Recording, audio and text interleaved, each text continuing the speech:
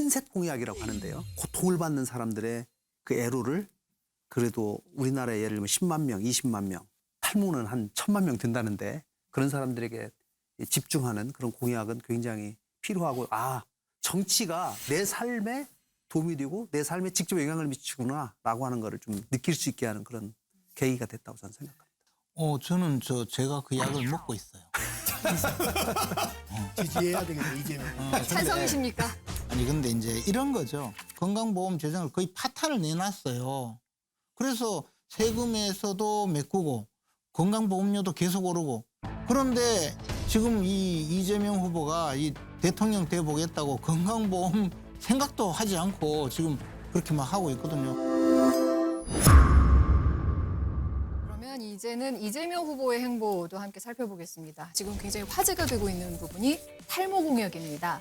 탈모약을 건강보험에 적용한다 이런 뜻이죠. 이재명을 뽑는다고요?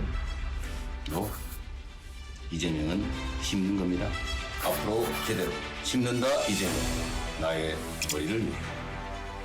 많은 지지를 받고 있는 것 같습니다. SNS도 굉장히 핫하게 가고 있는 것 같은데 또 실제로 굉장히 소확행 공약을 민주당에서 공약을 준비하고 한 30여 개 준비해서 발표했는데 굉장히 저는 그 부분은 잘했다고 생각을 하고요. 우리 난임 치료에 관한 그런 공약들도 있더라고요. 난임 치료받는 사람들에게 횟수에 제한 없이 시술도 받을 수 있도록 건보에서 도와주고 이런 것들이 굉장히 필요한데 그것도 들어있더라고요. 핀셋 공약이라고 하는데요. 고통을 받는 사람들의 그 애로를 그래도 우리나라에 예를 들면 10만 명, 20만 명, 탈모는 한 1000만 명 된다는데 그런 사람들에게 집중하는 그런 공약은 굉장히 필요하고 정치가 내 삶에 도움이 되고 내 삶에 직접 영향을 미치구나라고 하는 거를 좀 느낄 수 있게 하는 그런 계기가 됐다고 저는 생각합니다. 원도사님은 탈모 공약 어떻게 보셨어요? 저는 제가 그 약을 먹고 있어요.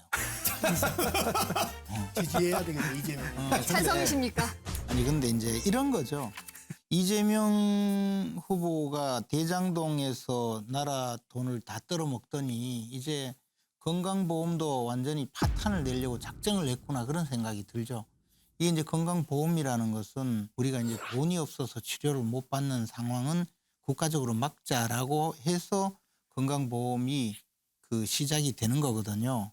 그러니까 기본적으로 생명에 영향을 미치는 그런 그 병은 아주 싸게 치료를 받게 하고 그것이 복지국가의 기본이에요. 국민의 생명권이고 건강보험 재정이 충분하다면 그다음에 뭐 더 할 수 있겠죠. 그런데 지금 예컨대 제가 아는 분이 최근에 눈에 인공수정체 있잖아요. 인공수정체가 이제 노화가 되어서 이걸 교환하는 수술을 했는데 그게 얼마 전까지 건강보험 급여 대상이다가 이게 돈이 많이 든다고 안 해주는 거예요. 건강보험 재정이 지금 못 견디니까 이미 문재인 케어라고 해서 건강보험 재정을 거의 파탄을 내놨어요. 그래서 세금에서도 메꾸고 건강보험료도 계속 오르고 그런데 지금 이 이재명 후보가 이 대통령 돼 보겠다고 건강보험 생각도 하지 않고 지금 그렇게 막 하고 있거든요. 뭐 내가 조금 도움 받겠다 해서 표를 찍으면요. 찍은 후과가 뭐냐?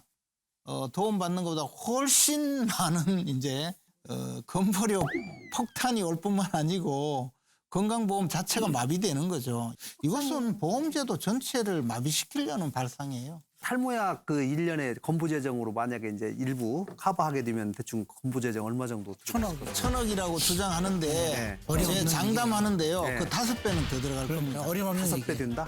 탈모약의 전체 판매가를 상정하고 이야기한 게 아니잖아요. 그중에서 몇 명 정도가 탈모약을 사용하는지 그리고 그분들을 뭐 급여를 뭐 몇 프로 했을 때 얼마다 이런 주장을 한 거거든요. 근데 만약에 보험급여를 하면요. 그게 기하급수적으로 늘어요. 그러니까 저는 그렇게 어쩌든지 해서 재정이 다 문제가 되거든요. 그러니까 물론 뭐 1000억이 될지 2000억이 될지 3000억이 될지 거기에 대해서는 나중에 이제 실제로 해봐야 되지 그냥 알겠지만 천억이라고 주장하는 거야. 아니, 이제 계산도 제대로 하지 않고. 왜 계산을 안 했겠어요? 후보가 직접 방송에 나와가지고 한 1000억 정도 들 거다 이렇게 아니 말씀을 그 하셨는데 이재명 후보 중에서 이재명 후보가 한 말 중에서 네. 제대로 저 사실대로 이야기한 게 뭐가 있습니까? 그냥 대충 이야기하죠. 무슨 말씀을 또 그렇게 하세요? 그건 아니고. 예. 그 건강보험 재정이란 건 당연히 부족하고 그렇기 때문에 어떤 걸 우선순위로 보험화할 건가는 당연히 정책 결정이 중요한 우선순위가 존재한다고 봅니다. 최근에 우리 보면 임플란트 보험도 되고 있고 또 스케일링도 보험화하고 있고 침도 보험으로 확대되고 있어요.